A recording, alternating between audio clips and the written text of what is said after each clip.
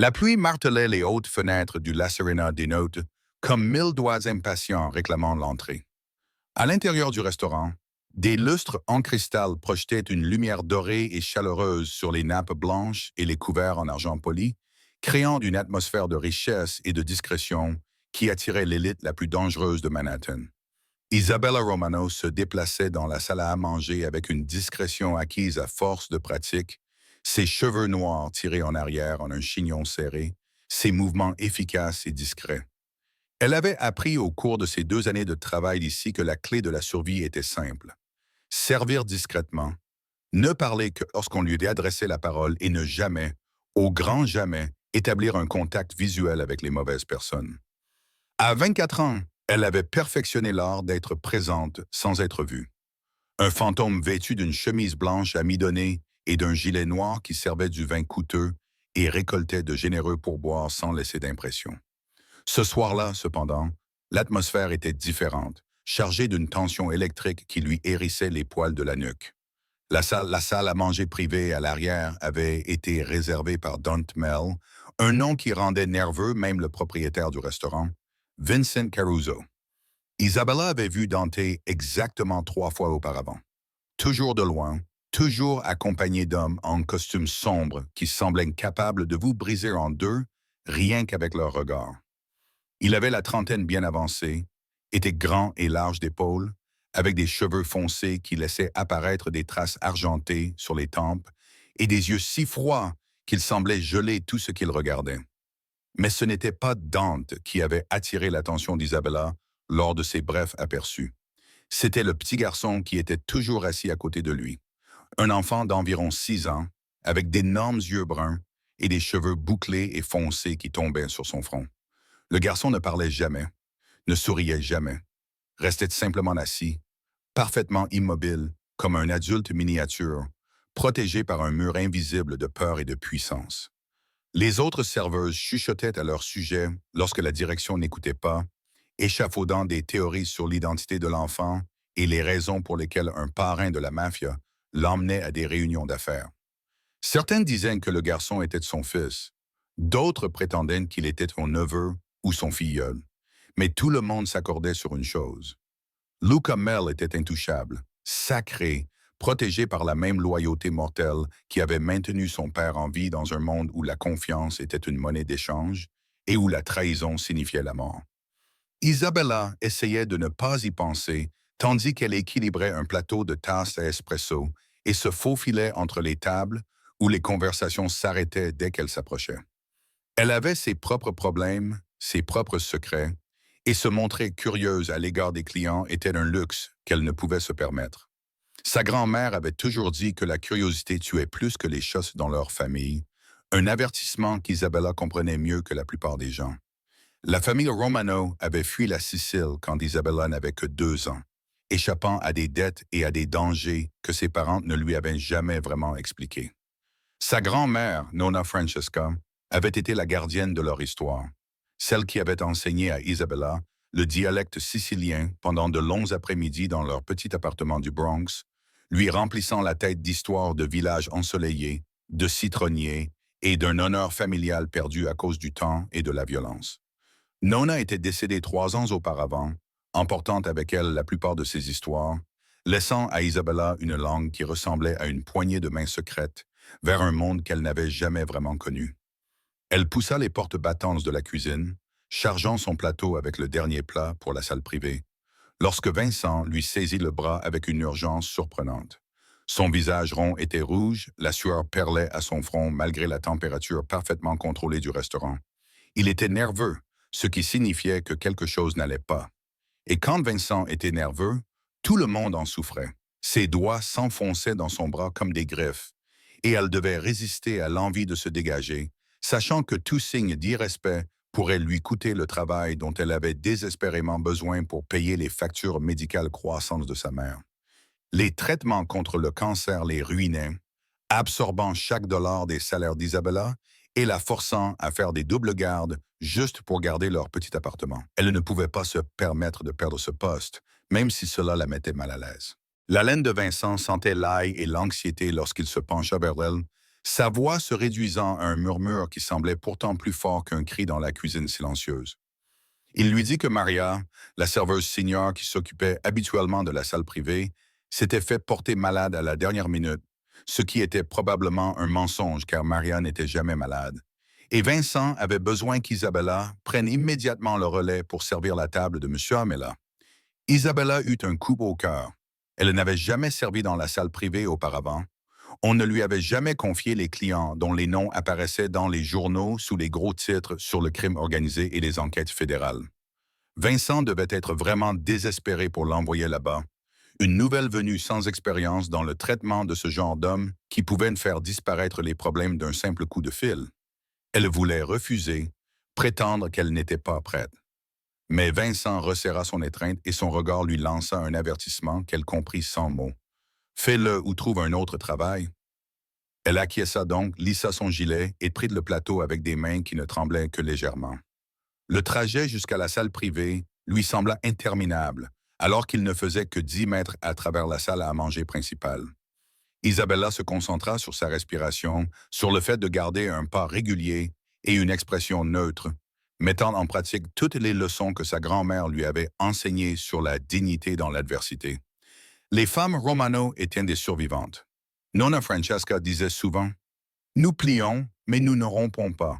Nous servons, mais nous ne nous rendons pas. » Ces mots avaient aidé Isabella à surmonter la pauvreté, la disparition de son père lorsqu'elle avait 12 ans, le diagnostic de sa mère et l'effondrement progressif de tout ce qu'elle croyait autrefois solide. Elle pouvait y arriver. Elle devait y arriver. La porte de la salle privée était en chêne massif avec des ferrures en laiton, fermée aux regards indiscrets qui auraient pu la voir depuis le rez-de-chaussée. Isabella équilibra le plateau d'une main et frappa doucement, attendant la réponse qui lui permettrait d'entrer dans un monde qu'elle avait toujours observé de l'extérieur. Une voix grave et rauque lui donna la permission d'entrer, et elle pénétra dans un espace qui semblait immédiatement différent du reste du restaurant.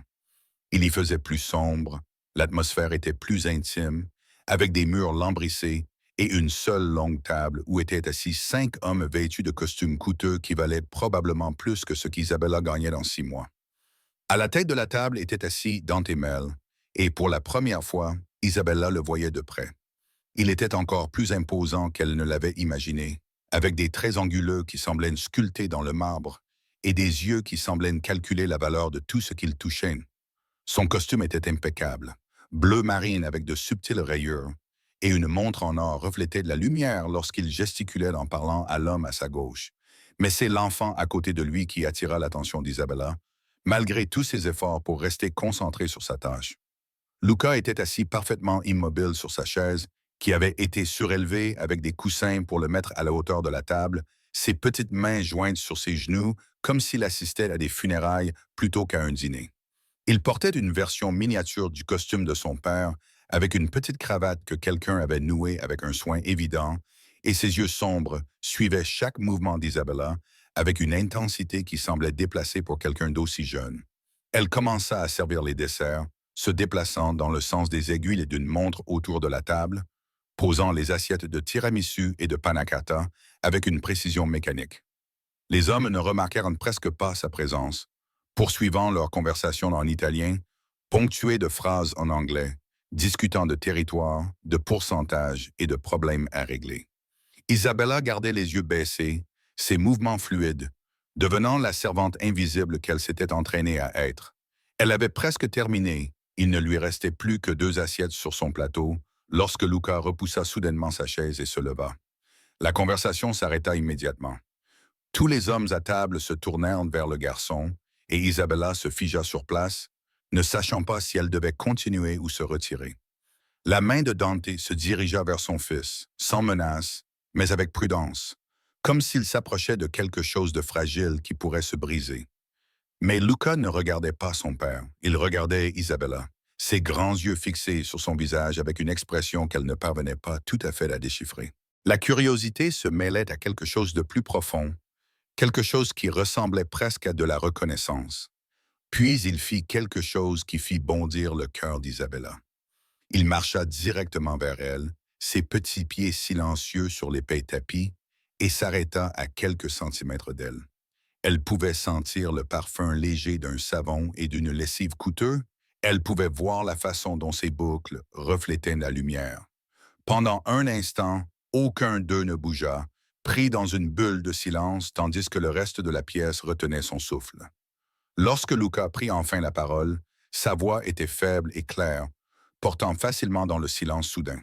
« Ah, Vera, la demande était simple. Pourrais-je avoir un peu d'eau, s'il vous plaît ?» Mais elle fut formulée dans un italien parfait, avec un accent sicilien qui frappa Isabella comme un coup physique. Sans réfléchir, sans calculer les conséquences, elle répondit dans le même dialecte, les mots jaillissant de sa bouche avant que son cerveau ne puisse les arrêter, purs et naturels comme une respiration. « Certo picidru tobu. » Bien sûr, mon petit, je te l'apporte tout de suite. Le silence qui suivit les paroles d'Isabella était absolu, si complet qu'elle pouvait entendre les battements de son cœur résonner dans ses oreilles comme des tambours annonçant une exécution. Tous les regards dans la pièce s'étaient tournés vers elle et elle réalisa avec horreur ce qu'elle venait de faire.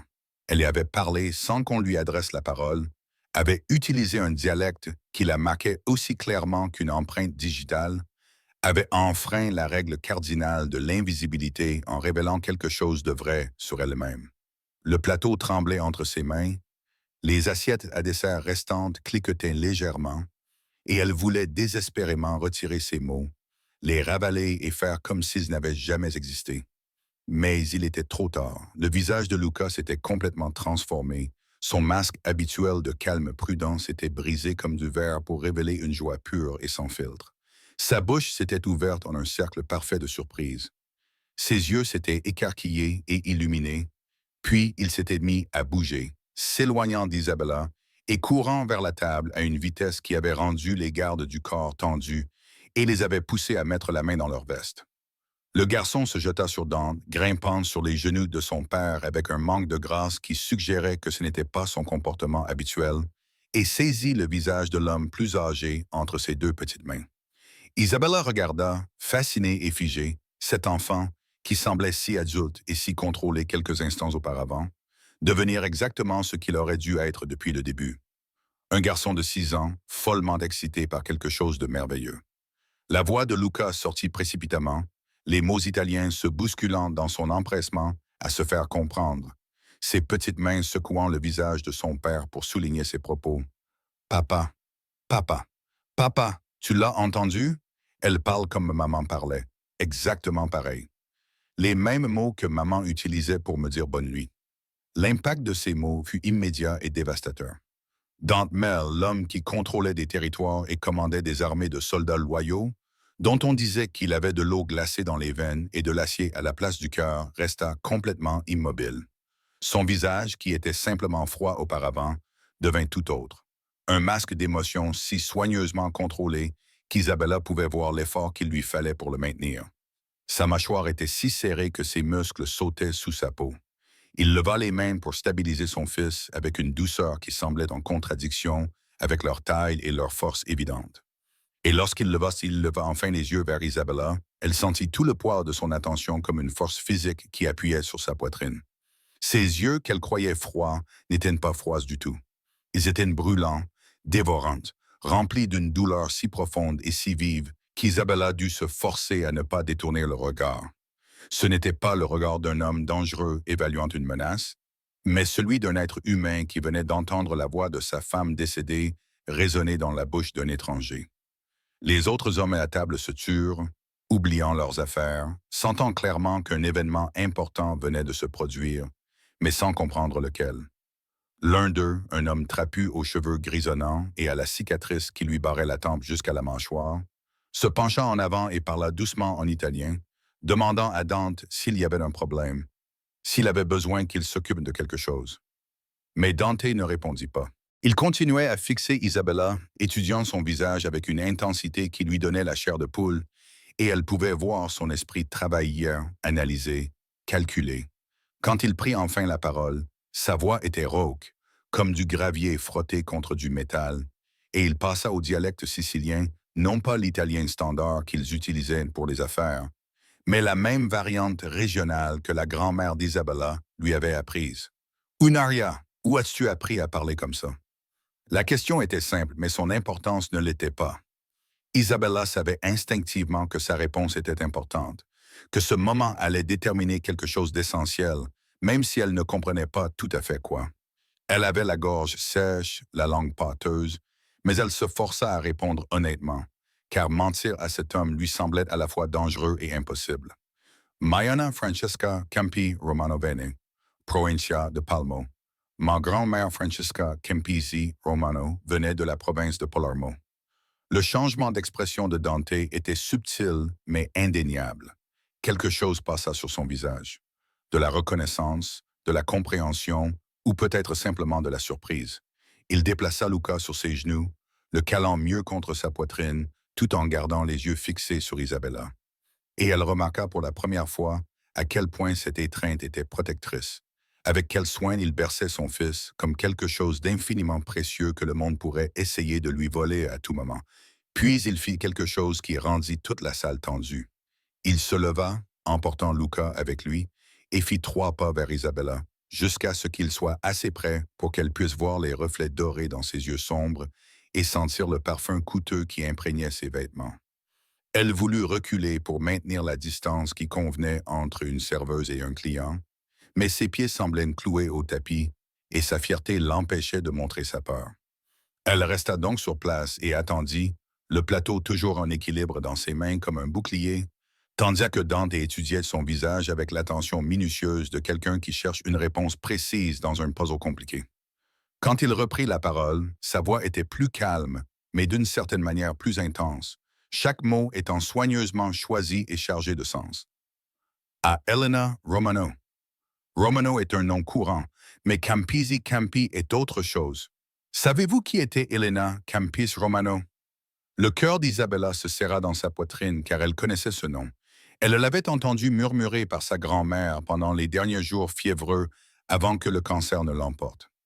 Elle l'avait vu écrit à l'encre délavée sur de vieilles photos que sa mère gardait cachées dans une boîte à chaussures sous son lit. Elena était la sœur cadette de son père, la tante qu'Isabella n'avait jamais rencontrée. La fille qui avait disparu de Sicile il y a 20 ans dans des circonstances que personne ne pouvait expliquer. Nonna Francesca avait pleuré en parlant d'Elena, la qualifiant de belle, de sauvage et de trop courageuse pour son propre bien. Elle avait dit que sa perte avait brisé quelque chose dans la famille qui ne pourrait jamais être réparé.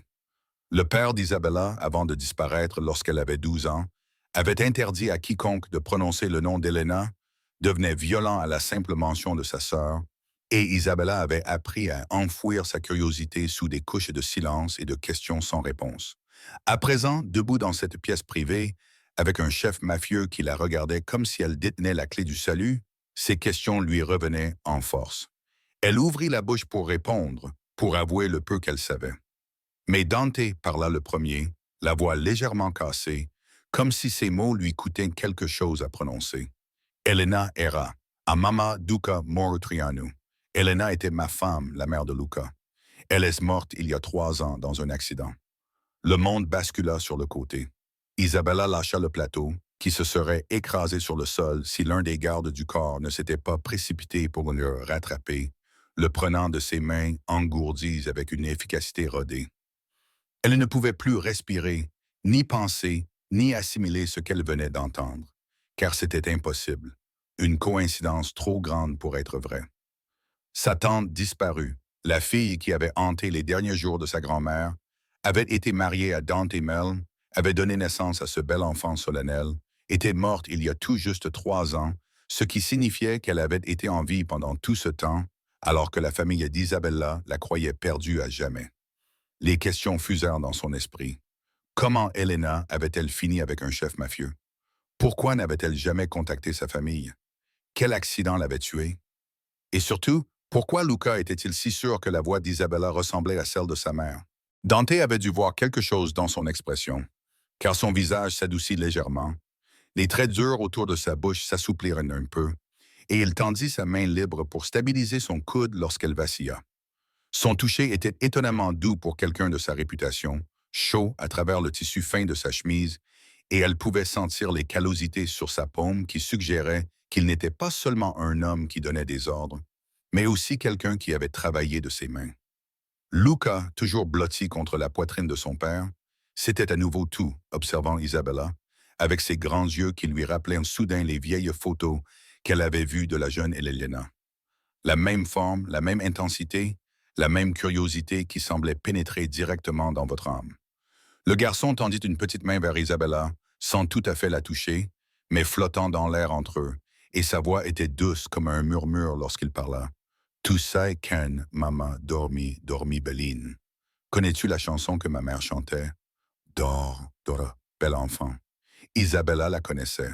Sa grand-mère la lui avait chantée quand elle était petite, une berceuse traditionnelle sicilienne transmise de génération en génération par les femmes romano. Et elle avait toujours pensé que c'était quelque chose d'universel, que toutes les familles italiennes connaissaient. Mais maintenant, en regardant le visage plein d'espoir de cet enfant, elle comprenait que c'était quelque chose de plus spécifique, quelque chose qui la reliait directement à Elena, à Luca, à une histoire qu'elle commençait seulement à entrevoir. Sans y penser, elle se mit à chanter, sa voix tremblante au début, mais devenant plus forte à chaque ligne, les mots siciliens coulant naturellement malgré des années de désuétude. Dormi Paladini. Dors, bel enfant, roi direct et paladine. Dors, petit endormi, car ta mère t'aime. Le visage de Luca se décomposa. Des larmes coulaient sur ses joues en ruisseaux qu'il ne cherchait pas à cacher. Il enfouit son visage dans l'épaule de son père, avec un sanglot qui semblait venir du plus profond de son être. Dante serra son fils dans ses bras, les yeux étrangement brillants. Et lorsqu'il regarda à nouveau Isabella, il y avait quelque chose de nouveau dans son expression. Pas seulement de la douleur ou de la reconnaissance, mais un espoir féroce et désespéré qui la terrifiait, car elle savait d'une manière ou d'une autre qu'elle venait de se retrouver empêtrée dans quelque chose de bien plus dangereux que n'importe quelle affaire mafieuse. Les autres hommes à table s'étaient levés, comprenant clairement que la réunion était terminée, même s'ils ne pouvaient pas en saisir la raison, et ils quittèrent la pièce avec une efficacité silencieuse, laissant Isabella seule avec Dante et Luca. La porte se referma avec une finalité qui lui noua l'estomac. Pendant un long moment, personne ne parla. Les seuls bruits dans la pièce étaient les sanglots étouffés de Luca et le cliquetis lointain de la vaisselle dans la cuisine. Puis Dante changea son fils de position pour le mettre plus à l'aise et parla en anglais pour la première fois. Son accent était prononcé, mais ses mots clairs. Toi et moi devons parler. Pas ici, pas ce soir, mais bientôt. Ce n'était pas une demande. Isabella acquiesça, car que pouvait-elle faire d'autre? Elle regarda Dante porter son fils vers la porte, s'arrêtant seulement pour la regarder une dernière fois. Son expression était indéchiffrable. Un mélange complexe d'émotions qu'elle ne pouvait pas démêler, mais ses derniers mots furent prononcés en sicilien, si doucement qu'elle faillit ne pas les entendre. L'amour ne meurt jamais, même quand tout le reste semble perdu. Isabella ne dormit pas cette nuit-là. Allongée dans son lit étroit, dans le petit appartement qu'elle partageait avec sa mère, elle fixait le plafond taché d'humidité et écoutait les bruits de la ville qui ne se taisaient jamais vraiment. Les sirènes au loin, les voisins qui se disputaient à travers les murs fins, le grondement périodique du métro sous l'immeuble. Son esprit repassait en boucle les événements de la soirée, examinant chaque détail, chaque mot, chaque expression sur le visage de Dante lorsqu'il l'avait regardée comme si elle était un fantôme incarné. Le lien entre eux était désormais impossible à ignorer. Un fil tendu par le destin, la coïncidence ou quelque chose de plus sinistre qu'elle ne voulait pas nommer. Lorsque l'aube finit par se glisser à travers les rideaux usés, Isabella se traîna hors du lit et accomplit sa routine matinale avec une précision mécanique, préparant un café qu'elle goûta à peine et des toasts qui avaient le goût de cendre dans sa bouche. Sa mère dormait encore, les médicaments la maintenant dans un sommeil de plus en plus profond chaque jour, et Isabella était reconnaissante de cette solitude, même si elle se sentait coupable de cette gratitude. Elle avait besoin de temps pour réfléchir, pour digérer, pour comprendre ce qu'elle allait faire face à cette situation qui lui était tombée dessus comme une bombe à retardement qu'elle ne pouvait pas voir. 3 jours passèrent avant que Dante ne la contacte. Isabella passa ses jours dans un état d'anxiété intense, sursautant à chaque fois que le téléphone sonnait, scrutant chaque voiture qui s'arrêtait devant le restaurant, certaine que des hommes armés allaient venir l'escorter vers un endroit où elle ne voulait pas aller. Mais lorsque le contact fut enfin établi, il s'avéra étonnamment banal. Une femme élégante d'une cinquantaine d'années se présenta au La Serena Denote pendant le service d'Isabella et lui remit une enveloppe de couleur crème sans adresse de retour. À l'intérieur se trouvait une carte avec une adresse à Brooklyn et une heure, 15 heures, le lendemain après-midi. Rien d'autre. Aucune explication, aucune signature, juste l'espoir qu'Isabella comprenne et se conforme. Elle a envisagé de ne pas y aller, de s'enfuir aussi loin et aussi vite que ses maigres ressources le lui permettraient, mais elle savait que cela ne servirait à rien. Si Dante Mella voulait la retrouver, il la retrouverait, et refuser son invitation ne ferait qu'empirer les choses. De plus, sous la peur et l'incertitude, il y avait d'autres choses. Une curiosité brûlante au sujet de sa tante, de ce qui était arrivé à Elena, de la raison pour laquelle sa présence semblait avoir brisé quelque chose en Dante et Luca, que ni l'un ni l'autre ne pouvaient refermer. L'après-midi suivant, Isabella prit donc le métro pour Brooklyn, suivant les indications de son téléphone à travers des quartiers de plus en plus agréables, jusqu'à se retrouver devant une belle maison en grès brun, avec des jardinières remplies de fleurs de fin de saison et une porte noire aux ferrures en laiton qui brillait dans la lumière automnale. Cela ne ressemblait en rien à ce à quoi elle s'attendait. Pas de sécurité visible, pas de garde menaçant, juste une rue résidentielle tranquille où des mères poussaient des poussettes et des vieillards étaient assis sur le perron en train de lire le journal. Elle gravit les marches, les jambes tremblantes, et sonna à la porte, dont l'écho résonna profondément à l'intérieur de la maison. La porte s'ouvrit presque immédiatement, et Isabella se retrouva face à une femme qui ne pouvait être que la mère de Dante. Elle avait les mêmes yeux sombres, les mêmes traits marqués, mais adoucis par l'âge, et son expression était empreinte d'une gentille curiosité plutôt que d'un froid calcul. La femme sourit et fit signe à Isabella d'entrer, s'exprimant dans un anglais légèrement accentué.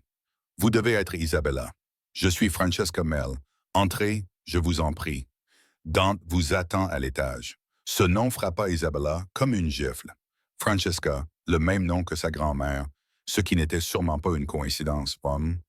Elle suivit la femme plus âgée à travers une maison étonnamment chaleureuse et habitée, avec des photos couvrant les murs et des meubles confortables qui montraient des signes d'utilisation réelle.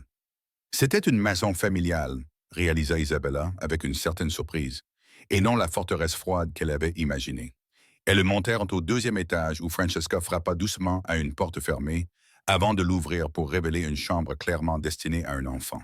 Des jouets rangés sur des étagères, un petit lit avec des draps à l'effigie de super-héros, des dessins collés au mur, et au milieu de tout cela, Luca assis en tailleur sur le sol avec un livre de coloriage, tandis que Dante était assis sur une chaise à proximité, semblant incroyablement grand et déplacé parmi les décorations aux couleurs vives.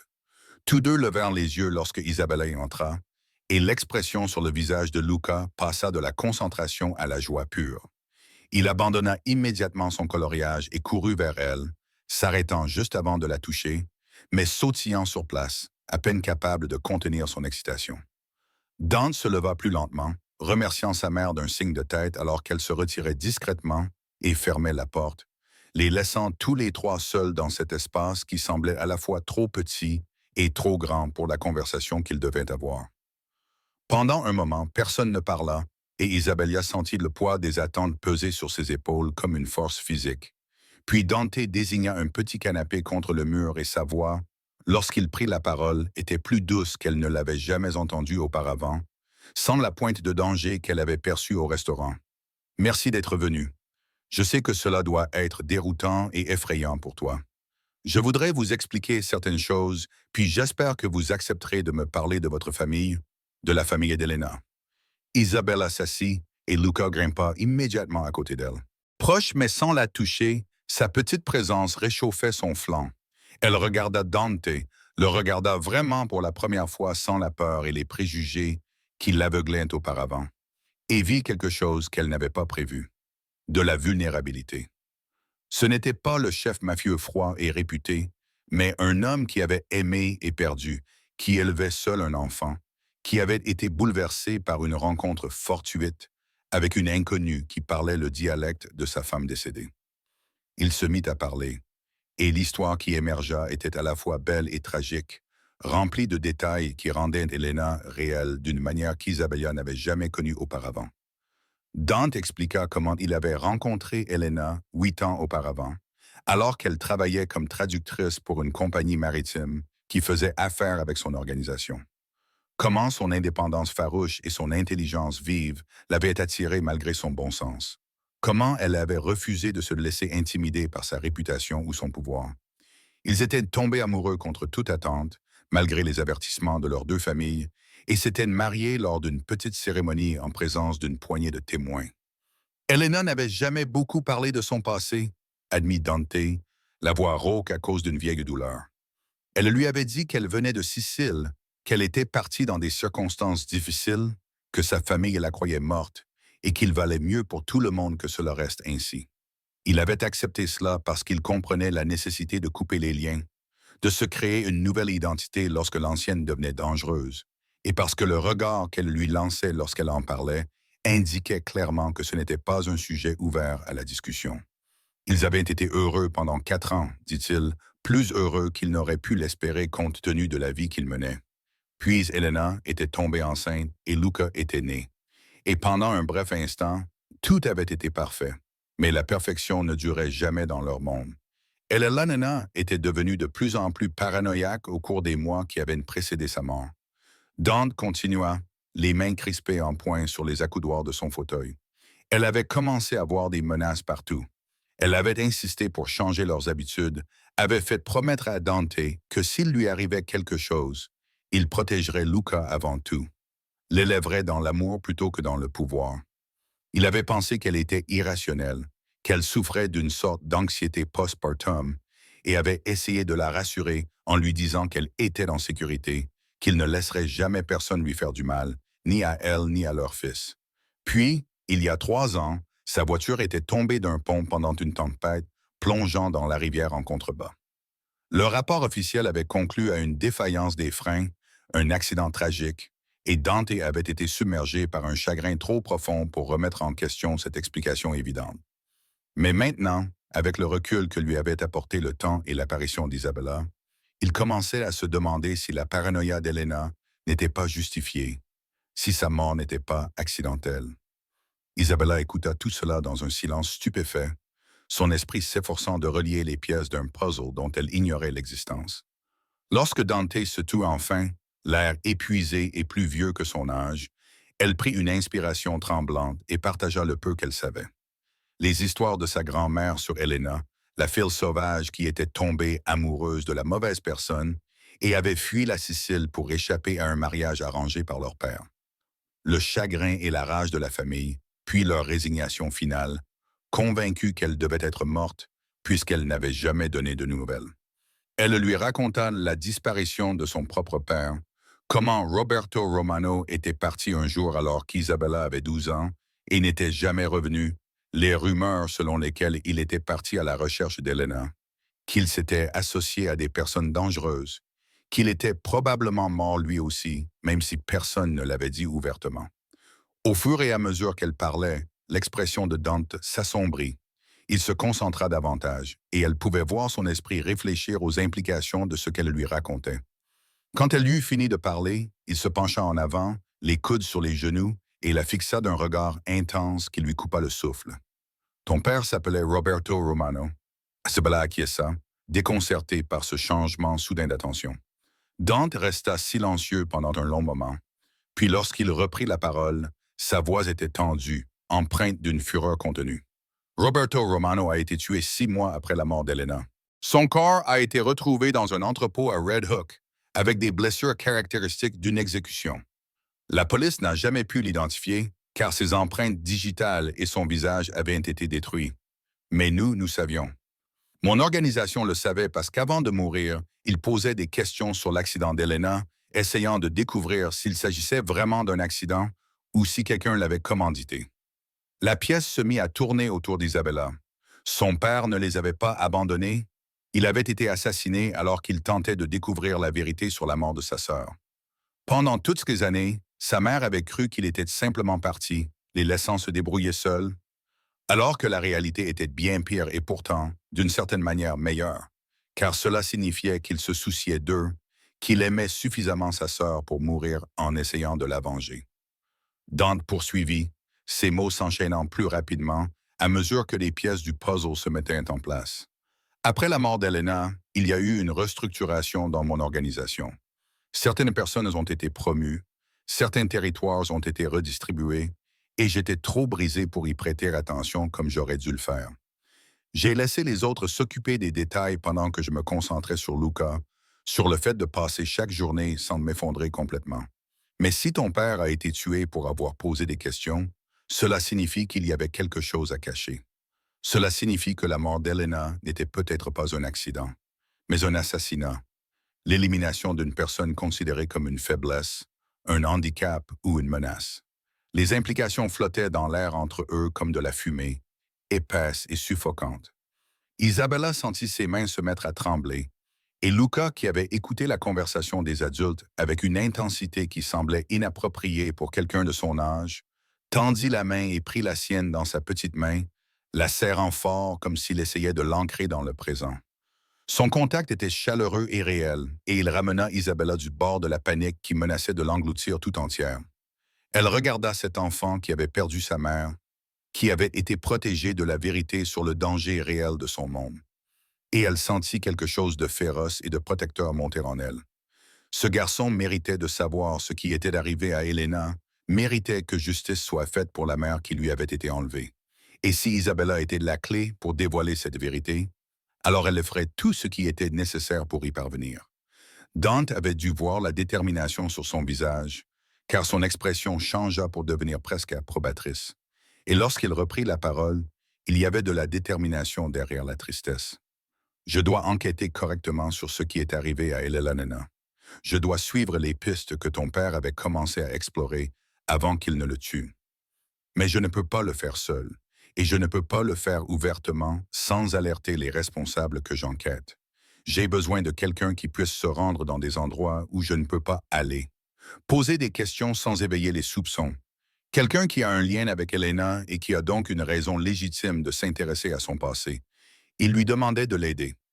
Isabella comprit qu'il lui demandait de se mettre en danger en se plongeant dans une conspiration qui avait déjà coûté la vie à au moins 2 personnes, voire plus. Elle savait qu'elle devait refuser, s'éloigner de ce bourbier avant qu'il ne la consume comme il avait consumé tous ceux qui s'étaient trop approchés. Mais lorsqu'elle regarda Luca, son visage plein d'espoir et sa petite main toujours agrippée à la sienne, elle se rendit compte qu'elle ne pouvait pas dire non. C'était sa famille, sa tante, son père, cet enfant qui portait le sang des Romano, même s'il portait le nom des ML. Elle le devait à Elena, à Roberto, à sa grand-mère qui était morte en pleurant la perte de sa fille, de découvrir la vérité, quel qu'en soit le prix. Isabella acquiesça donc, les épaules de Dante se détendirent légèrement et ils commencèrent à élaborer un plan. L'enquête démarra lentement, prudemment, Isabella posant des questions apparemment innocentes aux personnes qui avaient connu Elena avant sa mort. Dante lui fournit des noms et des adresses, des contacts qu'Isabella pouvait approcher sans éveiller les soupçons. Et elle découvrit qu'elle avait le don de mettre les gens suffisamment à l'aise pour qu'ils partagent des informations qu'ils auraient autrement gardées pour eux. Elle parla à la femme qui avait été la meilleure amie d'Elena, une traductrice nommée Sophia, qui travaillait toujours pour la même compagnie maritime et qui fondit en larmes quand Isabella lui expliqua qu'elle était de la nièce d'Elena, qu'elle venait seulement d'apprendre que sa tante avait été en vie toutes ces années. Sophia décrivit Elena comme une personne dynamique et intrépide, qui avait embrassé sa nouvelle vie en Amérique avec enthousiasme, mais qui était également hantée par quelque chose dont elle ne voulait pas parler. Une ombre de son passé dont elle ne pouvait tout à fait se débarrasser. Sophia raconta qu'au cours des mois qui avaient précédé sa mort, Elena était devenue renfermée et effrayée, annulant leurs rendez-vous réguliers autour d'un café et prétextant qu'elle était trop occupée avec Luca pour voir des amis. La dernière fois que Sophia l'avait vue, Elena l'avait serrée dans ses bras et lui avait murmuré quelque chose d'étrange. Si quelque chose m'arrive, dis à Luca que sa mère l'aimait plus que tout au monde et dis à Dante de ne faire confiance à personne, pas même à sa famille.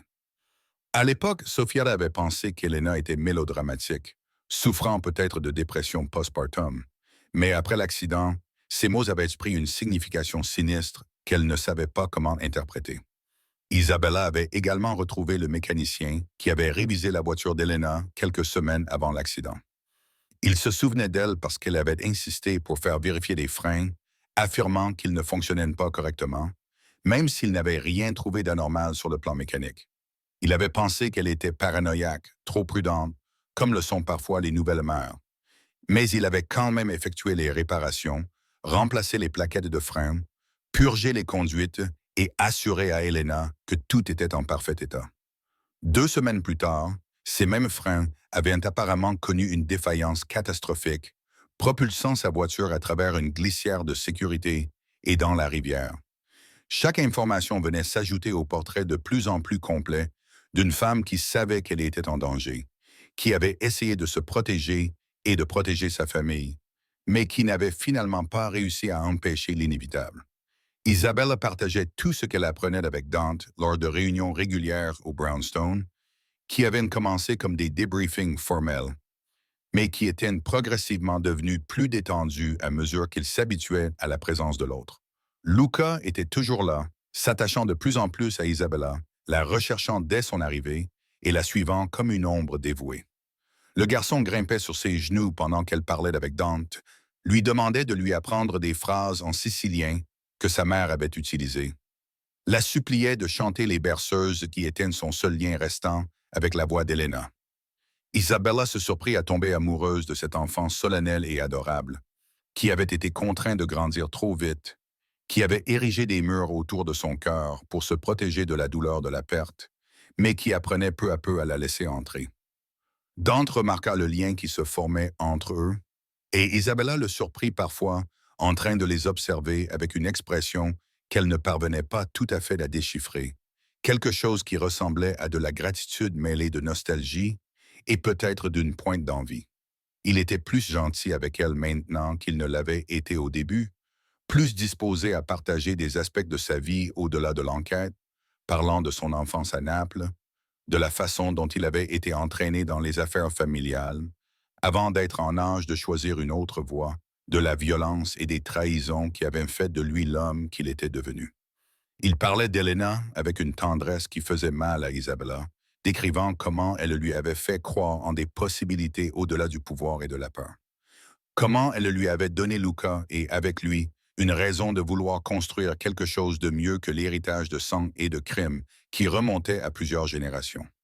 À ces moments-là, baissant sa garde et parlant d'une voix douce, Dante semblait presque ordinaire, presque humain, et Isabella se surprenait à lui répondre d'une manière qui la terrifiait, car elle savait qu'il était dangereux d'éprouver des sentiments pour un homme comme lui. Dangereux d'oublier que son monde était fondé sur la violence et que se rapprocher de lui signifiait accepter cette violence comme faisant partie de sa propre vie. Mais le cœur se moquait du danger et de la logique. Et Isabella ne pouvait nier que quelque chose grandissait entre eux, quelque chose qui allait au-delà de leur chagrin commun pour Elena et de leur détermination mutuelle à obtenir justice.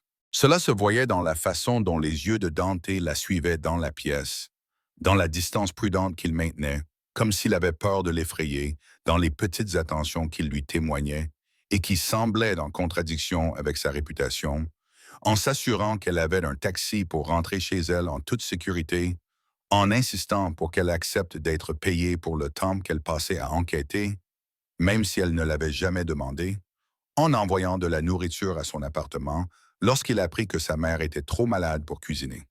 Ces gestes s'accumulèrent, construisant un pont entre eux qu'Isabella traversait de plus en plus souvent, et elle commença à comprendre pourquoi Elena était tombée amoureuse de cet homme compliqué et brisé qui cachait une telle capacité de tendresse sous des couches de brutalité nécessaires.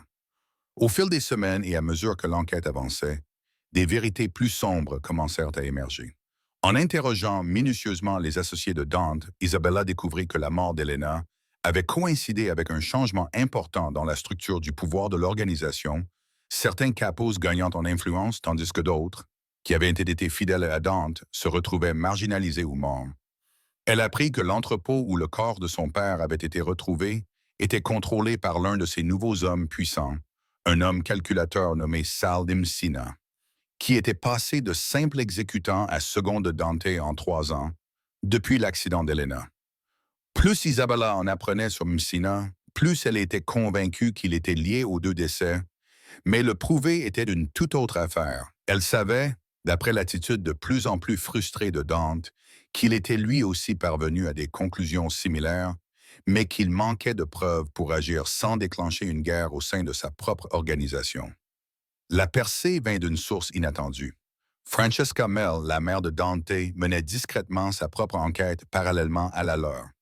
La vieille dame invita Isabella à déjeuner un après-midi pendant que Dante était occupé par ses affaires, et autour d'un plat de pâtes et d'un verre de vin dans la cuisine chaleureuse de la maison en grès brun, elle révéla qu'elle avait rassemblé des informations pendant des années, poussée par la conviction d'une grand-mère que quelque chose dans la mort d'Elena ne collait pas. Francesca avait gardé ses soupçons pour elle, car Dante était trop bouleversé pour les entendre et parce qu'elle n'avait aucune preuve, seulement son instinct, mais la présence d'Isabella lui avait donné l'espoir que la vérité finirait par éclater. Elle avait sorti une petite boîte contenant des documents, des relevés téléphoniques qu'elle avait obtenus par des moyens qu'elle n'avait pas expliqués, des relevés financiers qui montraient des paiements inhabituels et, plus accablant encore, des photos de Salina rencontrant des hommes qui avaient des liens avec la famille d'Elena en Sicile, la même famille qui avait voulu la récupérer après sa fuite et qui s'était sentie déshonorée par son refus d'accepter le mariage qu'elle avait arrangé. Les pièces du puzzle s'assemblaient avec une horrible clarté. Messina avait conclu un accord avec les parents siciliens d'Elena, promettant de l'éliminer en échange de leur soutien dans sa quête de plus de pouvoir au sein de l'organisation de Dante. La mort d'Elena avait servi plusieurs objectifs. Éliminer une épouse que certains considéraient comme une faiblesse pour Dante, satisfaire la famille obsédée par l'honneur dont elle s'était enfuie, et créer le chaos et le chagrin qui avaient permis à Messina de consolider sa position pendant que Dante était distrait par sa perte. Et lorsque Roberto Romano avait commencé à poser des questions, Messina l'avait également éliminé, effaçant ses traces avec la même efficacité impitoyable qui l'avait mené jusqu'ici.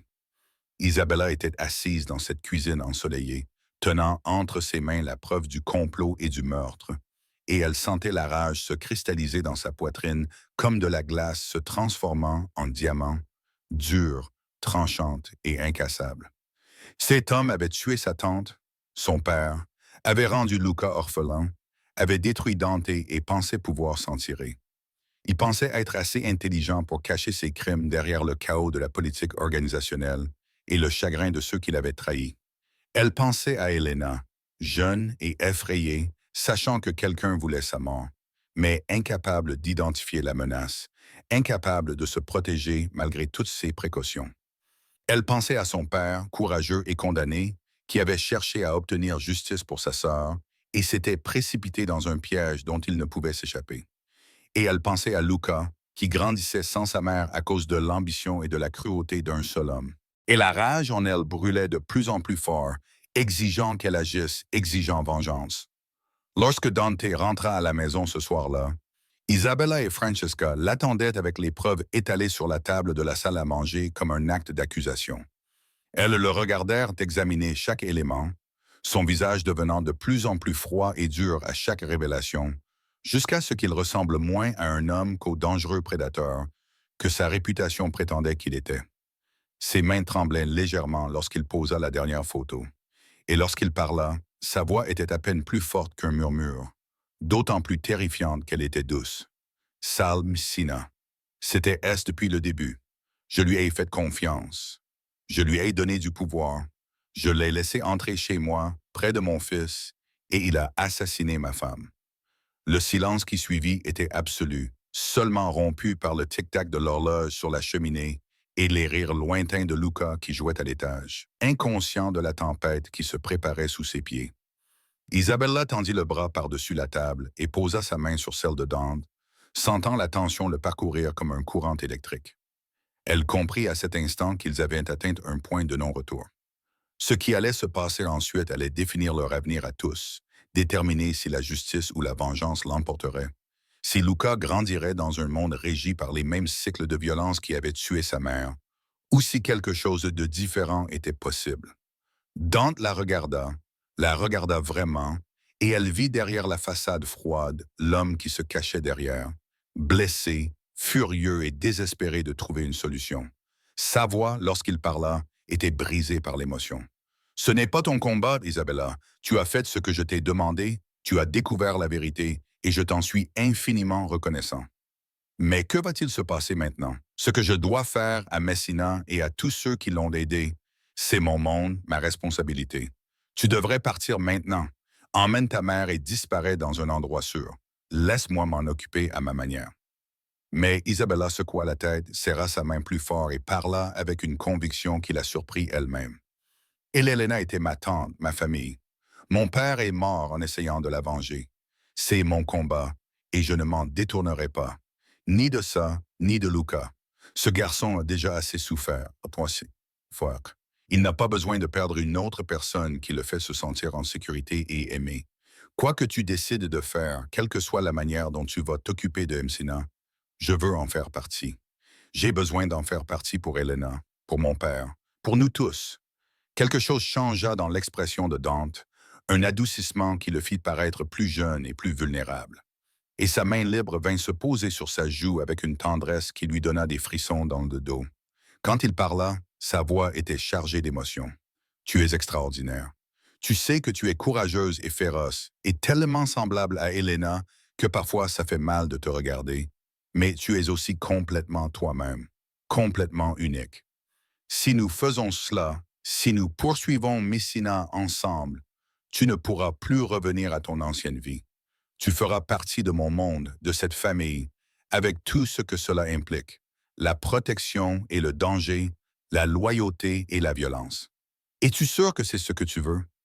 Isabella pensa à son petit appartement et à sa mère mourante, à son travail au restaurant et à la lutte quotidienne de sa vie ordinaire. Et elle réalisa qu'elle avait cessé d'appartenir à ce monde dès l'instant où elle avait parlé sicilien à un garçon de 6 ans et vu s'effondrer les murs soigneusement construits par son père. Elle avait franchi une ligne qu'elle ne pouvait plus franchir, c'était d'empêtrer dans quelque chose de plus grand, de plus sombre et de plus important que sa propre sécurité ou son confort. Et quelque part en chemin, elle était tombée amoureuse de Luca, bien sûr, mais aussi de cet homme compliqué et brisé qui la regardait comme si elle était à la fois un miracle et un tourment, qui lui avait montré des aperçus de la personne qu'il aurait pu être si le monde avait été plus clément. Elle acquiesça donc, et la main de Dante sur sa joue trembla légèrement. Puis il se pencha en avant, réduisant la distance entre eux. Et ses lèvres touchèrent les siennes avec une douceur qui semblait impossible, compte tenu de tout ce qu'il était, de tout ce qu'il avait fait. Le baiser fut bref, à peine plus qu'un effleurement, mais il scella quelque chose entre eux. Une promesse ou peut-être un avertissement qu'ils étaient désormais liés, unis par plus qu'un simple objectif commun. Francesca s'éclaircit la gorge depuis l'embrasure de la porte où elle s'était discrètement retirée, et ils se séparèrent, tous deux légèrement rougissants, tandis que la mère de Dante souriait avec une expression complice qui suggérait qu'elle avait vu cela venir bien avant qu'aucun d'eux ne l'ait admis. Elle parla en italien, d'une voix chaleureuse et approbatrice. « Ton père l'aurait aimé, Dante. Elle a le feu des Romano, la même force qu'Elena avait. Ne laisse pas la fierté ou la peur t'empêcher de t'accrocher à ce que tu as trouvé ici, car les secondes chances sont rares dans notre monde, et tu as reçu quelque chose de précieux. » Les 2 semaines suivantes furent une danse prudente de préparation et de stratégie, Dante orchestrant la chute de Salina avec la précision d'un chef d'orchestre dirigeant une symphonie mortelle. Isabella regardait avec une horreur fascinée l'homme qu'elle avait appris à aimer se transformer en un patron froid et calculateur, à la hauteur de sa réputation, déplaçant des pièces sur un échiquier que lui seul pouvait voir, construisant un dossier qui justifierait l'exécution de Messina, non seulement pour Dante lui-même, mais aussi pour le conseil dirigeant de l'organisation qui devrait approuver une action aussi importante. Elle apprit qu'il existait des règles même dans le monde criminel, des hiérarchies et des protocoles qui devaient être respectés, et que l'élimination d'un membre haut placé sans justification valable pouvait déclencher une guerre interne qui détruirait tout ce que Dante avait construit. Les preuves devaient donc être présentées avec soin, de manière irréfutable, sans laisser place aux doutes ou à des loyautés contradictoires. Le rôle d'Isabella dans ce théâtre mortel était complexe et multiforme. Elle est devenue la preuve vivante de l'ascendance romaine d'Helena. Le lien qui expliquait pourquoi Messina avait pu conclure des accords avec des familles siciliennes. Et le meurtre de son père est devenu le fil conducteur qui reliait tout cela dans un récit de trahison et d'ambition que même les membres les plus sceptiques du Conseil ne pouvaient rejeter. Dante l'a coaché sur ce qu'elle devait dire et comment se présenter, mais il a également fait confiance à son intelligence et à son instinct, lui permettant de s'exprimer avec ses propres mots plutôt que d'essayer de lui dicter chaque mot. Elle a rencontré les membres du Conseil lors de rencontres soigneusement orchestrées, partageant son histoire avec une intensité tranquille qui rendait son chagrin et sa colère palpables. Et elle a vu des criminels endurcis, qui avaient vu toutes sortes de violences, se laisser émouvoir par la tragédie d'une famille détruite par la cupidité d'un seul homme. Tout au long de ce processus, Isabella a continué à passer du temps avec Luca, maintenant l'illusion d'une vie normale pour cet enfant qui avait déjà subi trop de pertes. Elle lui lisait des histoires et l'aidait à faire ses devoirs, lui apprenait des expressions siciliennes et répondait à ses questions incessantes sur sa mère, avec une honnêteté tempérée par une prudence adaptée à son âge. Luca avait commencé à l'appeler Zia Isabella, Tante Isabella, un titre qui lui serrait le cœur chaque fois qu'elle l'entendait, car il reconnaissait le lien du sang qui les unissait, tout en créant un lien qui allait au-delà de la simple génétique. Ce garçon avait besoin d'elle et elle avait besoin de lui. Et ensemble, ils construisaient quelque chose qui ressemblait à une famille. Même si les fondations étaient posées sur des secrets, de la violence et du chagrin, Dante observait ces interactions avec une expression qu'Isabella apprenait à déchiffrer, reconnaissant la façon dont ses traits s'adoucissaient lorsqu'ils les regardaient ensemble, la façon dont ses épaules se détendaient légèrement, comme si le fardeau qu'il portait s'allégeait temporairement. Il avait commencé à la toucher davantage. Au début, il s'agissait de contacts occasionnels, une main dans le creux de son dos lorsqu'il la guidait à travers les portes, des doigts effleurant les siens lorsqu'il lui passait des documents, des épaules se cognant lorsqu'ils s'asseyaient ensemble pour examiner des preuves. Ces contacts s'accumulèrent, créant entre eux une conscience physique qui vibrait d'énergie potentielle, et Isabella se trouva hyper consciente de sa proximité, de l'odeur de son eau de Cologne, de la chaleur qui se dégageait de son corps et de la façon dont sa voix baissait lorsqu'il lui parlait en privé. Ils ne s'étaient pas embrassés depuis cette première fois dans la salle à manger. Tous deux se retenaient comme s'ils avaient tacitement convenu qu'ils devaient résoudre la situation de Messina avant de se permettre d'explorer ce qui grandissait entre eux. La confrontation, lorsqu'elle eut enfin lieu, fut à la fois décevante et terrifiante par son efficacité glaciale.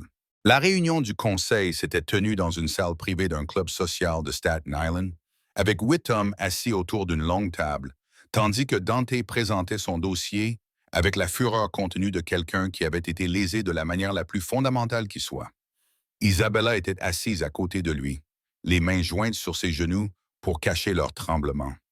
Messina se tenait de l'autre côté de la table, semblant de plus en plus acculé à mesure que chaque élément de preuve était révélé.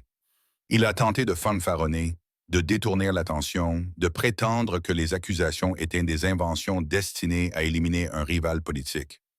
Mais les relevés téléphoniques, les états financiers et les témoignages étaient trop complets, trop accablants, et ses dénégations sonnaient creux, même à ses propres oreilles. Le conseil délibéra pendant moins de 10 minutes avant de rendre son verdict.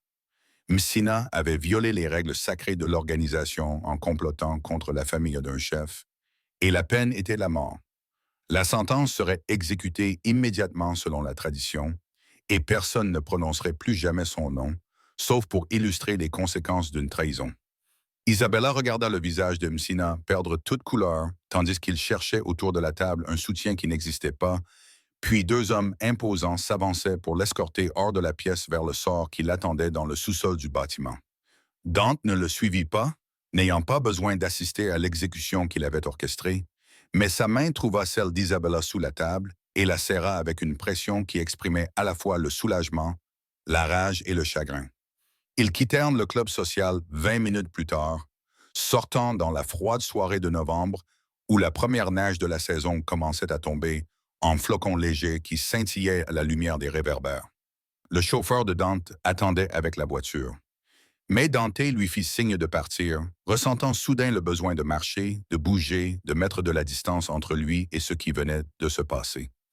Isabella marcha à ses côtés sans poser de questions, leur souffle formant des nuages dans l'air glacial, tandis que la neige s'accumulait sur leurs cheveux et leurs épaules, et que la ville autour d'eux continuait son rythme indifférent.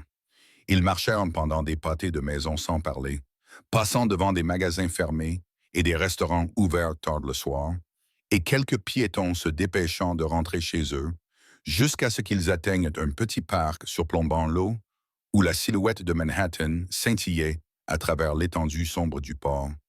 Dante s'arrêta à la balustrade, agrippant le métal froid à deux mains. Et lorsqu'il prit enfin la parole, sa voix était rauque d'émotion. « C'est fait. Messina est mort. Les traîtres qui l'ont aidé sont en train d'être punis, et Elna peut désormais reposer en paix, sachant que justice a été faite. Mais je ne me sens pas comme je pensais me sentir. Je pensais ressentir de la satisfaction, un sentiment de closure, l'impression que la balance avait été rétablie. Au lieu de cela, je me sens vide. Elle est toujours partie. Ton père est toujours parti, et aucune vengeance ne peut les ramener ou réparer les dégâts causés. » Isabella s'approcha de lui, suffisamment près pour que leurs épaules se touchent, et elle regarda l'eau tout en choisissant soigneusement ses mots. La vengeance ne répare jamais ce qui a été brisé. Elle empêche simplement les mêmes personnes de briser autre chose. Mais tu as fait plus que chercher vengeance aujourd'hui, Dante. Tu as révélé la corruption au sein de ton organisation, éliminé les menaces qui pesaient sur ta famille et montré à tous que la trahison a des conséquences. C'est important, et Elena, je pense qu'elle serait fière que tu aies découvert la vérité, que tu n'aies pas laissé sa mort être considérée comme un accident, que tu te sois battu pour sa mémoire même si cela t'a coûté cher. Dante se tourna vers elle, et à la lueur des réverbères, elle pouvait voir des larmes couler sur ses joues. C'était la première fois qu'elle le voyait pleurer, et cela le rendait à la fois plus humain et plus dangereux, car c'était un homme qui s'autorisait à ressentir des émotions profondes malgré le monde dans lequel il vivait. Sa voix se brisa lorsqu'il prit la parole. Je l'aimais tellement, je l'aime toujours. Mais ces dernières semaines, en travaillant avec toi, en te regardant avec Luca, j'ai ressenti quelque chose que je ne pensais plus être capable de ressentir. Et je ne sais pas quoi faire de ce sentiment, car j'ai l'impression de la trahir. Comme si je déshonorais sa mémoire en voulant aller de l'avant, en voulant. Il s'interrompit, mais Isabella comprit ce qu'il ne pouvait pas se dire. Elle ressentait la même confusion et la même culpabilité face aux sentiments qui s'étaient développés entre eux. Elle leva la main pour essuyer les larmes sur son visage avec douceur, et sa voix était douce mais ferme. Elena t'aimait suffisamment pour te donner Luca, pour se battre, pour rester en vie, alors qu'elle savait qu'elle était en danger, pour te laisser des souvenirs plutôt que de l'amertume. Je ne pense pas qu'elle aurait voulu que tu passes le reste de ta vie seule et dans le deuil. Je pense qu'elle aurait voulu que tu sois heureux, que tu offres à Luca un foyer rempli d'amour plutôt que de simple sécurité. Honorez ce que vous aviez ensemble en construisant quelque chose de nouveau plutôt qu'en traitant votre cœur comme un tombeau où rien ne peut entrer. Dante prit sa main contre sa joue, tourna son visage pour déposer un baiser sur sa paume, et le geste était si tendre qu'Isabella sentit ses propres larmes commencer à couler. Quand il la prit dans ses bras, elle s'y abandonna volontiers, se blottissant dans sa chaleur, tandis que la neige continuait de tomber autour d'eux. Et la ville poursuivait son rythme sans fin de vie, de mort et de renouveau. Ils restèrent ainsi longtemps, enlacés, tandis que le pire de leur chagrin, de leur rage et de leur peur s'estompait, remplacé par quelque chose de plus calme et de plus optimiste. La possibilité qu'ils puissent construire quelque chose ensemble à partir des ruines de ce qu'ils avaient perdu, qu'ils puissent honorer les morts en vivant pleinement plutôt qu'en se contentant de survivre. Finalement, le froid les ramena à la voiture qui les attendait, et le chauffeur de Dante les conduisit à l'immeuble où Francesca gardait Luca. Le garçon était déjà endormi, épuisé par une journée d'école et une soirée de jeu. Mais il se réveilla brièvement lorsque Isabella vint le voir, ses yeux endormis se fixant sur son visage avec confiance et affection. Il tendit la main vers elle et elle s'assit sur le bord de son lit, lissant ses boucles brunes tandis qu'il marmonnait quelque chose en italien à propos d'un rêve qu'il avait fait. Puis, avec l'honnêteté sans filtre de l'enfance, il posa la question qui lui trottait dans la tête depuis des semaines. « Zia Isabella, tu vas rester avec nous?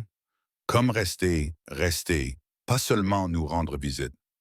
Isabella leva les yeux et vit Dante debout dans l'embrasure de la porte, les regardant avec une expression à la fois pleine d'espoir et de crainte, attendant sa réponse.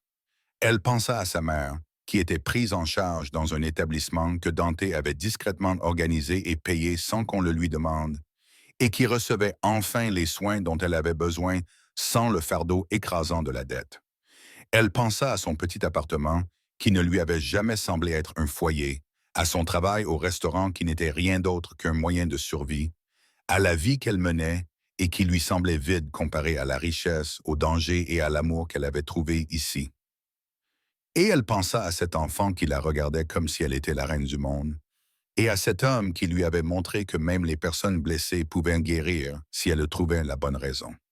Et elle sut que sa réponse avait été décidée bien avant que la question ne soit posée. Oui, Pichira, dit-elle doucement, utilisant le terme affectueux sicilien que Luca adorait. Je vais rester, si c'est ce que tu veux, et si ton papa est d'accord, alors c'est ici ma maison désormais, et vous êtes ma famille. Le visage de Luca s'illumina d'un sourire de pure joie, et il jeta ses bras autour de son cou avec l'enthousiasme sincère des enfants qui n'ont pas encore appris à contrôler leurs émotions. Par-dessus son épaule, Isabella croisa le regard de Dante, et l'expression qu'elle y vit lui coupa le souffle. De la gratitude et du désir, et quelque chose de plus profond qu'aucun d'eux n'était tout à fait prêt à nommer. Mais cela semblait inévitable, comme la gravité ou le lever du soleil ou toute autre force de la nature à laquelle on ne peut résister, quels que soient les efforts déployés. La transition entre l'ancienne vie d'Isabella et sa nouvelle vie s'est faite avec une rapidité surprenante, comme si l'univers avait attendu sa décision avant de tout mettre en mouvement. Elle a quitté son appartement exigu en moins d'une semaine, emportant avec elle uniquement ses biens les plus précieux. Les photographies de sa grand-mère, quelques livres, les quelques bijoux qui avaient survécu aux différents bouleversements de sa famille, dans la maison en grès brun, qui était désormais officiellement son domicile. Francesca l'accueillit à bras ouverts et avec une efficacité pratique, lui montrant une chambre au 3e étage qui avait été préparée à la hâte, mais avec soin, avec de la peinture fraîche, de nouveaux rideaux et un lit confortable qui semblait incroyablement luxueux après des années passées à dormir sur un matelas usé dans un immeuble où le chauffage fonctionnait à peine. La femme plus âgée lui fit clairement comprendre qu'Isabella faisait désormais partie de la famille, qu'elle n'était ni une invitée ni une employée et qu'elle devait se sentir chez elle dans tous les sens du terme. Luca était ravi de cet arrangement, suivant Isabella comme un chiot dévoué et insistant pour lui montrer tous ses jouets, tous ses livres, tous les recoins de la maison, comme si elle n'y avait pas déjà passé d'innombrables heures au cours des dernières semaines. Il parlait sans arrêt dans un mélange d'anglais et d'italien, avec un enthousiasme débordant, et Isabella se surprit à rire plus au cours de ses premiers jours qu'elle ne l'avait fait depuis des années. La joie du garçon était contagieuse, guérissant en elle quelque chose dont elle n'avait pas réalisé qu'il était brisé. Et elle comprit pourquoi Elena avait été prête à tout risquer pour protéger cet enfant, pourquoi Dante était prêt à tuer ou à mourir pour le protéger. Dante lui-même, il était plus réservé quant à cette nouvelle situation, maintenant une distance prudente qu'Isabella interpréta comme une tentative de lui laisser de l'espace et du temps pour s'adapter. Il était toujours poli, toujours attentionné, la traitant avec un respect qui frôlait la formalité, sauf lorsque Luca exigeait qu'ils fassent tous quelque chose ensemble et que les barrières tombaient temporairement. Ils lisaient des histoires avant de se coucher tous les trois, Dante et Isabella assis de part et d'autre du lit de Luca, tandis que le garçon choisissait les histoires qu'il voulait entendre. Ils prenaient leurs repas en famille, comme Francesca insistait pour le faire, réunis autour de la table de la cuisine plutôt que dans la salle à manger formelle. Car, comme elle le disait, les familles mangeaient ensemble et partageaient leurs journées les unes avec les autres. Ils se promenaient dans le quartier le week-end. L'équipe de sécurité de Dante les suivait à distance, tandis que Luca courait devant, montrant les chiens et ramassant des feuilles intéressantes, se comportant comme l'enfant normal et heureux qu'il aurait toujours dû être. Pendant ces activités, Isabella et Dante échangeaient des regards par-dessus la tête de Luca, de petits moments de connexion qui en disaient long sur la conscience qui se développait entre eux. Mais Dante ne poussait jamais, ne présumait jamais. Et Isabella se trouvait à la fois reconnaissante de sa retenue et frustrée par celle-ci, car la tension entre eux devenait presque insupportable. Elle le surprenait en train de la regarder quand il pensait qu'elle ne faisait pas attention. Son expression était sans défense et avide, et elle savait que son propre visage reflétait probablement le même désir. Ils tournaient autour l'un de l'autre, retenus par le chagrin, la culpabilité et la peur d'aller trop vite. Mais la conclusion inévitable devenait de plus en plus difficile à éviter chaque jour qui passait. Le point de rupture survint par une froide soirée de décembre, près de 3 mois après leur première rencontre à La Serrana de Note, lorsque Luca fut couché et que Francesca se retira dans sa suite, laissant Isabella et Dante seuls dans le salon, avec un feu qui crépitait dans la cheminée et la neige qui tombait abondamment derrière les fenêtres. Ils avaient passé en revue certains documents professionnels. Dante avait commencé à l'impliquer dans certains aspects légitimes de ses activités, appréciant son intelligence et sa perspective nouvelle. Mais le travail était terminé et le silence entre eux s'étirait, chargé de tout ce qui n'était pas dit. Finalement, Dante posa son verre de whisky et se tourna vers elle, l'air grave. Isabella, nous devons parler de ce que nous sommes en train de devenir. Je tiens à toi plus que je ne devrais probablement l'admettre, mais j'ai besoin de savoir où tu en es, ce que tu attends de cette situation, car je ne peux pas continuer à prétendre que ta présence ici n'a rien à voir avec Luca, ni avec le fait d'honorer la mémoire d'Elena, ni avec quoi que ce soit d'autre que le fait que je suis en train de tomber amoureux de toi. Et je ne sais pas si c'est acceptable ou si je te mets une pression que tu ne souhaites pas. Cette confession resta suspendue entre eux, courageuse et vulnérable. Isabella sentit son cœur s'emballer, car c'était le moment où tout allait changer, où ils allaient soit avancer ensemble, soit battre en retraite vers un terrain plus sûr mais plus solitaire. Elle pensa à toutes les raisons pour lesquelles c'était compliqué. Le souvenir d'Elena, le monde dangereux dans lequel vivait Dante, le fait qu'elle ne le connaissait que depuis 3 mois, et que la plupart des gens considéreraient cela comme trop tôt pour prendre des décisions qui changeraient leur vie. Mais elle pensait aussi à quel point elle se sentait en sécurité ici, à quel point il lui semblait juste de faire partie de la vie de Luca, à quel point Dante lui donnait le sentiment d'être vu et apprécié d'une manière qu'elle n'avait jamais connue auparavant. Et elle repensa aux histoires de sa grand-mère sur les grands amours qui défiaient la logique et les conventions, sur Roméo et Juliette, sans la tragédie, sur des gens qui s'étaient trouvés contre toute attente et avaient construit quelque chose de magnifique à partir de circonstances peu prometteuses. Isabella se leva donc et traversa l'espace qui les séparait, prit le visage de Dante entre ses mains, comme Luca l'avait fait la première nuit, et le regarda droit dans les yeux lorsqu'elle parla. Je suis en train de tomber amoureuse de toi aussi. Peut-être depuis le premier instant où tu m'as regardé comme si j'étais à la fois un fantôme et un miracle. Je sais que c'est rapide. Je sais que c'est compliqué. Je sais qu'il y a 1000 raisons pour lesquelles cela pourrait être une très mauvaise idée. Mais je sais aussi que je ne me suis jamais sentie aussi vivante qu'ici, avec toi et Luca. Et je ne veux pas renoncer à cela par peur, par convenance ou pour toute autre raison. Alors oui, Dante, je veux cela. Je nous veux. Quoi que cela signifie. Quoi qu'il en advienne, je suis partante. Le baiser qui suivit n'avait rien à voir avec ce premier effleurement timide des lèvres dans la salle à manger. Il était brûlant, avide et désespéré. Des mois de tension enfin libérés, Isabella se retrouva plaquée contre le canapé, le poids solide et chaud de Dante au-dessus d'elle. Alors que le feu crépitait, que la neige tombait et que le monde extérieur cessait d'avoir de l'importance, ils firent l'amour avec une passion à la fois urgente et respectueuse, prenant leur temps malgré leurs besoins, apprenant à connaître le corps de l'autre avec une attention particulière. Et quand ce fut terminé, ils restèrent enlacés à la lueur du feu, haletants et légèrement étourdis par l'intensité de ce qu'ils venaient de partager. Dante la serra contre lui, ses doigts dessinant des motifs sur son épaule nue, et sa voix était rauque lorsqu'il parla. Je veux que tu comprennes ce à quoi tu t'engages en restant avec moi. Il y aura toujours du danger. Il y aura toujours la possibilité que des ennemis essaient de me faire du mal à travers toi ou Luca. Il y aura des secrets que je ne pourrai pas partager. Des affaires que je devrais mener et dont tu ne voudras pas être au courant. Des moments où je devrais être quelqu'un que tu ne reconnaîtras peut-être pas. Et il y aura toujours l'ombre d'Elena, son souvenir, parce qu'elle était mal. Ah, parce qu'elle était importante pour moi et qu'elle m'a donné Luca. Et je ne peux pas prétendre qu'elle n'a jamais existé. Isabella se redressa sur un coude et le regarda fixement. Je ne veux pas que tu oublies Elena. C'était ma tante. Elle fait partie de l'histoire de Luca, et l'amour que tu lui portais a contribué à faire de toi ce que tu es. Je n'essaie pas de la remplacer ou de l'effacer. J'essaie simplement de construire quelque chose de nouveau à côté de ses souvenirs. Quant aux dangers et aux secrets, j'ai accepté tout cela en toute connaissance de cause. Dante, je sais qui tu es, ce que tu fais, et je fais ce choix malgré tout parce que je crois que tu en vaux la peine, parce que Luca en vaut la peine, parce que cette famille que nous construisons en vaut la peine. Il la ramena vers lui et l'embrassa avec une tendresse qui lui fit monter les larmes aux yeux.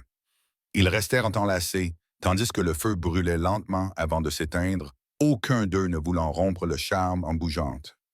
Finalement, ils se sont installés dans la chambre de Danteo, un espace où Isabella n'était jamais entrée auparavant, et elle a immédiatement remarqué l'absence de photos ou de souvenirs, comme si Dante avait délibérément voulu garder cette pièce neutre et impersonnelle.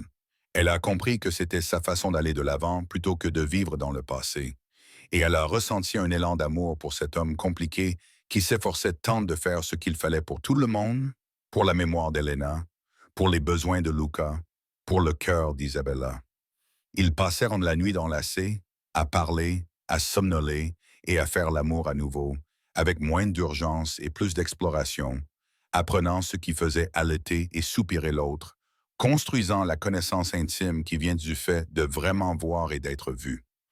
Au matin, quelque chose avait fondamentalement changé entre eux, un engagement pris sans mots, mais néanmoins compris. Et lorsque Luca fit irruption dans la chambre à l'aube, réclamant des crêpes, il s'arrêta net à leur vue, les yeux écarquillés, avant qu'un large sourire ne se dessine sur son visage.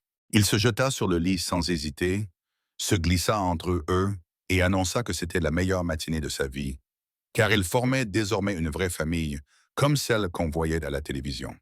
Les mois qui suivirent furent une période d'adaptation et de joie, pendant laquelle ils apprirent à fusionner leur vie pour former un tout cohérent. Isabella a officiellement adopté un rôle dans les affaires légitimes de Dante, utilisant son éducation et son intelligence naturelle pour aider à gérer la compagnie maritime où Elena avait autrefois travaillé, trouvant son épanouissement dans un travail qui la stimulait tout en restant largement à l'écart des aspects les plus sombres du monde de Dante. Elle et Dante se sont mariés au printemps lors d'une petite cérémonie, en présence uniquement de leur famille et de leurs amis proches, et Luca a été le porteur des alliances avec un tel sérieux que tout le monde a dû retenir ses larmes de rire et d'émotion. Le mariage a eu lieu dans le jardin derrière la maison en grès brun, avec des fleurs en pleine floraison et la lumière du soleil filtrant à travers les arbres. Et lorsque le prêtre a demandé si quelqu'un s'opposait à cette union, Luca s'est levé avec un timing comique parfait et a annoncé qu'il s'opposait à l'absence de gâteau, brisant la tension et faisant rire tout le monde. Isabella est devenue Mama Isabella pour Luca, un compromis auquel ils étaient parvenus après de longues discussions sur le respect de la place qu'occupait Elena Nena dans son cœur, tout en reconnaissant le rôle maternel qu'Isabella avait assumé. Le garçon semblait comprendre instinctivement qu'il pouvait aimer ses deux mères, que le fait d'honorer la mémoire d'Elena Nena ne signifiait pas qu'il ne pouvait pas accepter l'amour d'Isabella, et son adaptation à la nouvelle structure familiale s'est déroulée de manière remarquablement harmonieuse. Il a commencé à obtenir de meilleurs résultats à l'école. Ses professeurs remarquaient à quel point il semblait plus heureux, plus disposé à participer et à se faire des amis, et Isabella et Dante échangeaient des regards fiers lors des réunions parents-professeurs, comme n'importe quel couple normal célébrant la réussite de son enfant. Mais le changement le plus significatif est survenu lorsque Dante a annoncé son intention de se retirer de la direction active de l'organisation pour transmettre le pouvoir à des successeurs soigneusement choisis, tandis qu'il se concentrerait sur les activités légitimes qui pourraient être transmises à Luca sans le fardeau du sang et de la violence. Ce processus allait prendre des années et nécessiter une planification minutieuse et des manœuvres politiques pour s'assurer que ses ennemis n'interprètent pas cette transition comme une faiblesse. Mais Dante était déterminé à construire un héritage qui ne se terminerait pas en prison ou par un assassinat. Il voulait être là pour accompagner Luca à l'hôtel le jour de son mariage, rencontrer ses petits-enfants, vieillir avec Isabella sans avoir à regarder constamment par-dessus son épaule. Et il était prêt à travailler pour cet avenir avec la même détermination qu'il avait autrefois mise à bâtir son empire criminel. Dans le cadre de cette transition, Dante a décidé d'honorer la mémoire d'Elena d'une manière concrète qui profiterait à d'autres personnes ayant souffert comme elle. Il a créé une fondation dédiée à aider les femmes et les enfants à échapper à des situations dangereuses et en fournissant des ressources à ceux qui fuient des relations abusives ou des liens avec le crime organisé. Et il nomma Isabella directrice du projet, car elle comprenait mieux que quiconque ce que signifiait être pris entre deux mondes, avoir besoin d'une issue, mais n'avoir nulle part où aller. Le projet phare de la Fondation était un orphelinat et un centre communautaire à Palermo, en Sicile, construit dans le quartier où Elena avait grandi, offrant espoir et opportunités à des enfants qui, sans cela, auraient pu être recrutés dans la même vie criminelle qui avait fini par la tuer. L'inauguration du centre Palermo eut lieu par une magnifique journée de juin, 2 ans après cette première rencontre au restaurant, et toute la famille se rendit en Sicile pour la cérémonie. Isabella se tenait sur les marches du magnifique nouveau bâtiment. Luca lui tenait la main d'un côté, tandis que Dante se tenait de l'autre. Et elle repensa à tous les rebondissements du destin qui les avait amenés à ce moment. Une rencontre fortuite en Sicile, l'observation innocente d'un garçon, une conspiration dévoilée, l'amour trouvé dans les ruines du chagrin. Sa grand-mère aurait appelé cela le destin. Elle aurait dit que les femmes romano étaient des survivantes qui transformaient la tragédie en triomphe.